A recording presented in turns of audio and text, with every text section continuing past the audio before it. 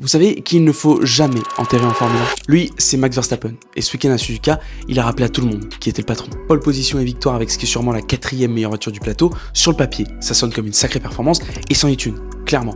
Mais elle cache deux gros problèmes. Le premier, c'est celui du second baquet Red Bull. Vous n'êtes pas passé à côté de l'info, sauf si vous habitez dans une grotte. C'est désormais Yuki Tsunoda qui épaule Max Verstappen, remplaçant Liam Lawson. Et le week-end a plutôt bien commencé pour le japonais qui était assez proche de Verstappen jusqu'à la Q2. Au moment de franchir le cap et d'emmener la voiture à la limite, seul Verstappen semble en être capable. Tsunoda se retrouve alors 15e et dernier de la famille Red Bull, juste derrière Liam Lawson. Ironique.